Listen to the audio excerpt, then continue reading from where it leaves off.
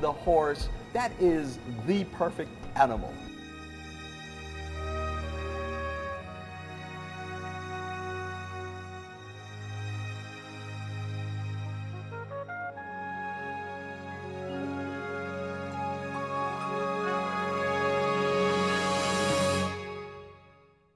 You don't really choose art as a career, you're kind of born into it. You don't wake up one day and say, I'm an artist or whatever, just like the old cliche about poetry, that you don't have to be writing poetry to be a poet, which is very true. Art is a big word for something that is just, it's work. It's just work. What seems fairly simple at a first glance could actually take years and years of experience. And the simpler it looks, the better, because that is really where the experience pays off.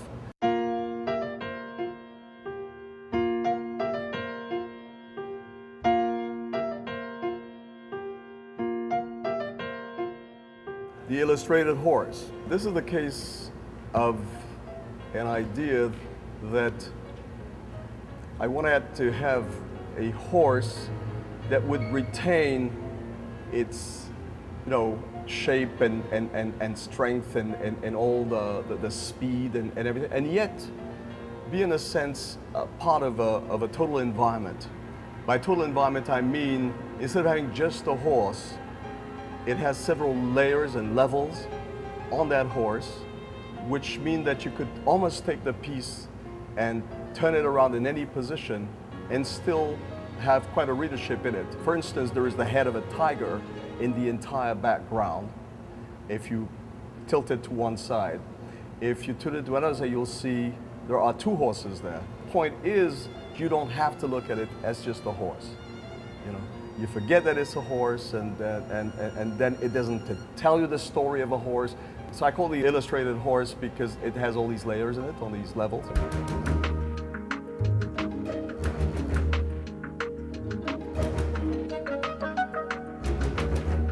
I have been working with Azoulay for 20 years approximately. And the very first job I did for him was an etching, a card etching. And I was very surprised when I met him that he was speaking French, actually. Tu as 3-4 images dans la même image. Qui sont superposées. Okay, exactement.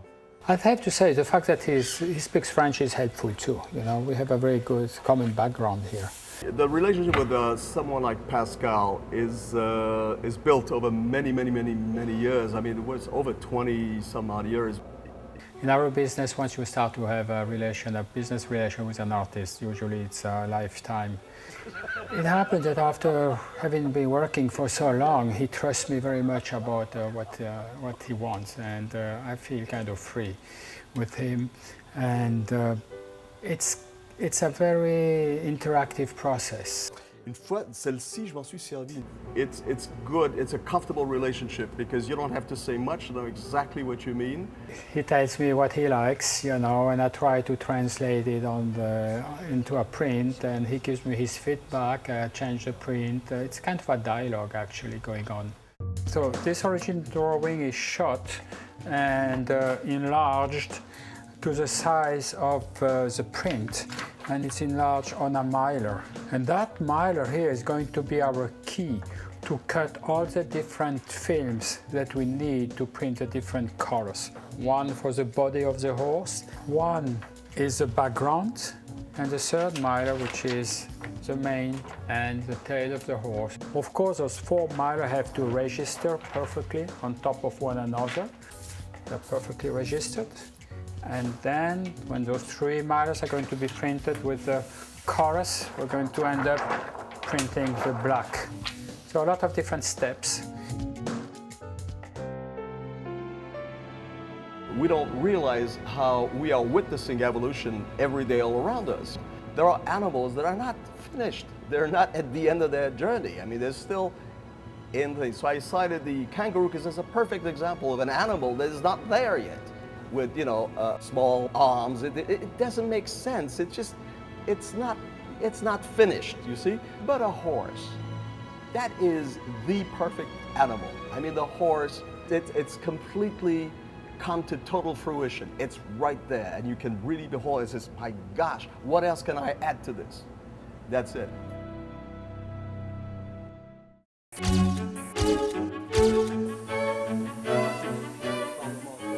just expose this mirror on the screen to the light, and the light has hardened all the emulsion of the screen that has been exposed, but what is under the ruby film here has not been exposed and is going to be washed away in the next step.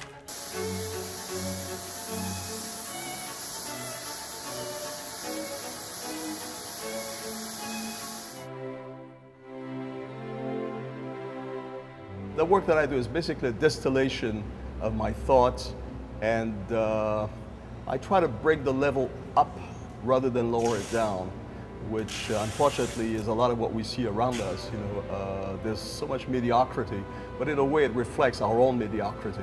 And so I try my own little way, if I can possibly elevate things a little bit, in my own work, you know, in my own little stone that I bring to the edifice around all of us. You know. We have the print with the colors we printed yesterday, the mane and the tail of the horse, and the background that was printed 2 days ago. Everything looks really beautiful. We're very happy with it. You see how the colors are blending from the dark red to the very light one, and that blend is perfectly smooth. That's really great. I'm very happy with that.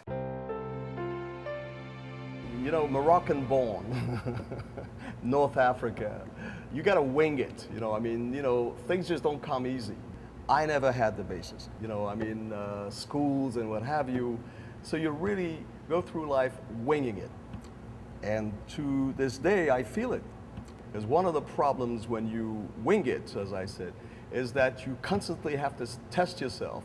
In other words, every time you do a new work, it is a new work. It's as if you're doing it all over again. It's like you're starting from scratch and you say, my God, have I learned something? No. So that's one of the problems of self-taught. But in a way, I tap into this. It gives me a lot of freedom in the sense that you kind of rebel within yourself, say, who cares? You know, and by that attitude, you sort of free yourself. And so many times, you know, what usually would have a structure, in my way, is totally unstructured. You know, and I like it that way.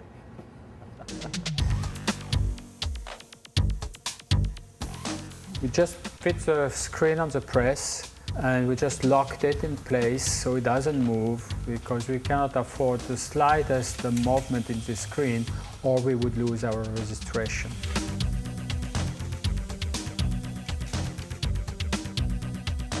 One should never fear color, in a sense that I see many artists, you know, concerned about where the color hits and where the light and I say, well, this is not photography. I'm going to deal with color the way I deal with my lines. It's an impression of a horse. It's an impression of the muscle structure.